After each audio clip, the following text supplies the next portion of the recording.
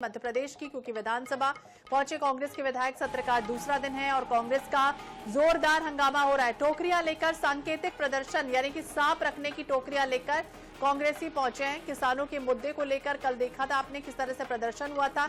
एक बार फिर से इसी तरह का प्रदर्शन, किसानों को छलने का कांग्रेस आरोप लगा रही है। बेरोजगारी के खिलाफ भी मोर्चा खोल दिया है। विधानसभा कर्मचारी और कांग्रेसियों के बीच तीखी नोकझोंक भी हुई। वहीं धान को विधानसभा के अंदर ले जाने से रोका गया। तो मध्य प्रदेश विधानसभा के बजट सत्र का आज दूसरा दिन है और विधानसभा में हालांकि आर्थिक सर्वेक्षण पटल पर रखा जाना था, लेकिन इसके पहले इस तरह की तस्वीरें सामने आई जब कांग्रेस का जोरदार हंगामा प्रदर्शन होता रहा।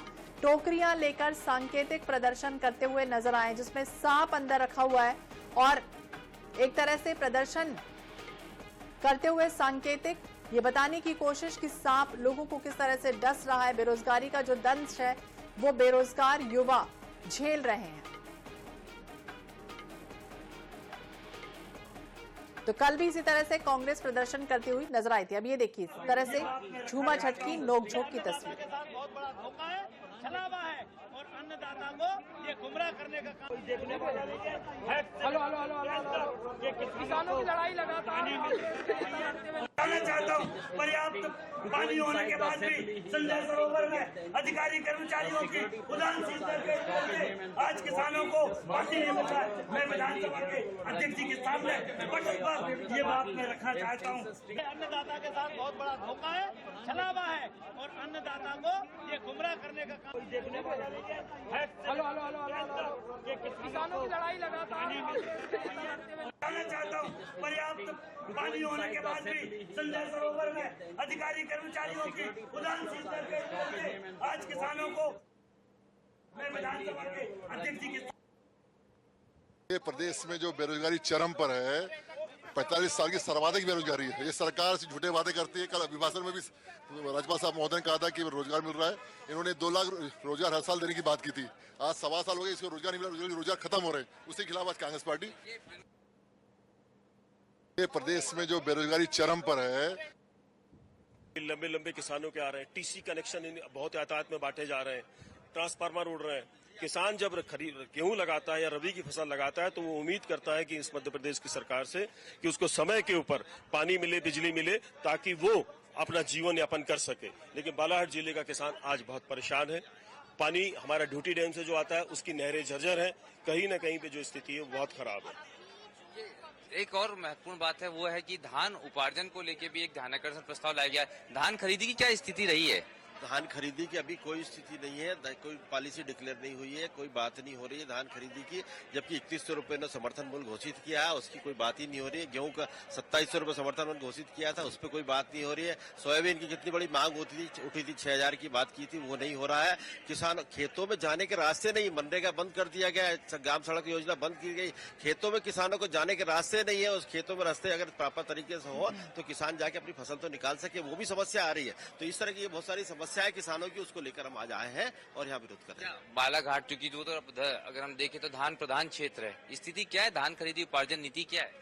देखिए, धान खरीदी की जो उपार्जन नीति है, इनकी सोसाइटियों के माध्यम से धान खरीदा जाता है। और जिस प्रकार से बालाघाट जिले के अंदर धान खरीदी हुई है तो लगभग 3.5 करोड़ का धान खरीदी में घोटाला हुआ है। किसान को उम्मीद रखता था कि वो 3100 रुपए क्विंटल में धान बिकेगा, लेकिन 2700 रुपए गेहूं बिकेगा। लेकिन किसान को ना समय पे उसका समर्थन मूल्य मिला और ना ही उसको गेहूं का समर्थन मूल्य की आशा है, क्योंकि गेहूं अभी आने का है। कहीं ना कहीं बालाघाट जिले में धान उपार्जन के बाद धान खरीदी का जो है मामला है वो बहुत बेहतरीन तरीके से सदन में हमने लगाया क्वेश्चन, लेकिन आ जाए तो जरूर सवाल जवाब होगा।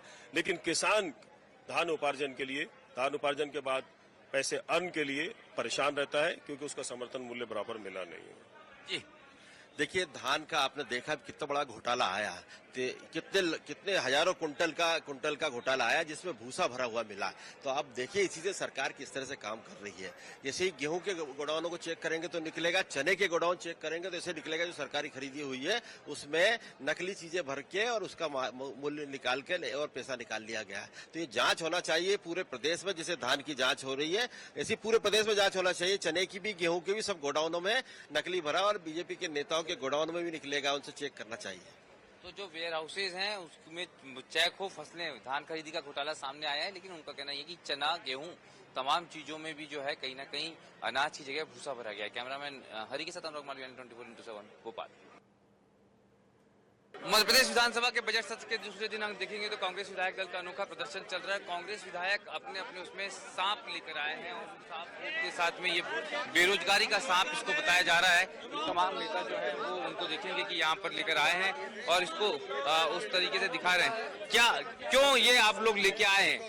भाजपा सरकार हमारे प्रदेश के युवाओं के साथ छलावा कर रही है, झूठे वादे कर रही है, काम कुछ नहीं कर रही। प्रदर्शन आज कर रहे हैं आप, क्या प्रदर्शन में सांप लेकर आए हैं?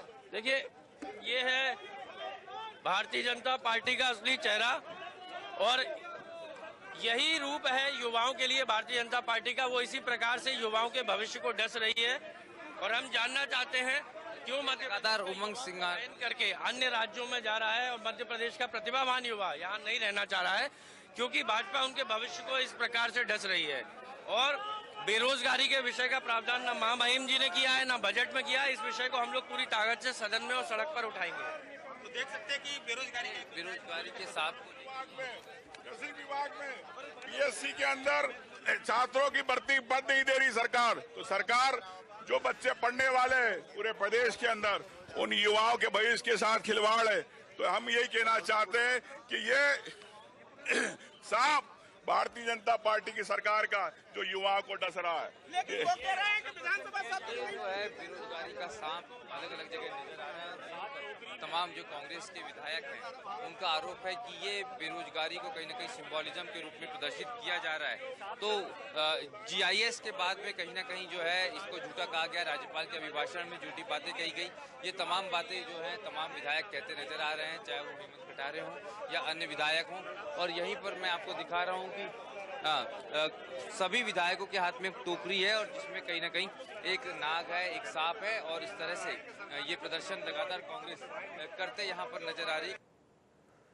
क्योंकि कांग्रेस में इतने आस्तीनों के सांप हो गए हैं। जैसे मैंने कहा कि जीतू पटवारी जी उमंग सिंगार को डस रहे हैं, उमंग सिंगार दिग्विजय सिंह जी को डस रहे हैं, दिग्विजय सिंह जी कमलनाथ जी को डस रहे हैं, कमलनाथ जी राहुल गांधी जी को डस रहे हैं और राहुल भैया वगैरह ये तो सब परेशान है। अरुण यादव जी का तो पता ही नहीं है। इसलिए कांग्रेस पहले नकली सांप पकड़ने का प्रशिक्षण कर रही है, फिर उनके अंदर जो आस्तीनों के सांप हैं उनको पकड़ने के प्रदर्शन करेंगे। कांग्रेस से एक काम और आखिरी बचा है, वो सांप पकड़ने का। उसके लिए हम उनको शुभकामनाएं देते हैं।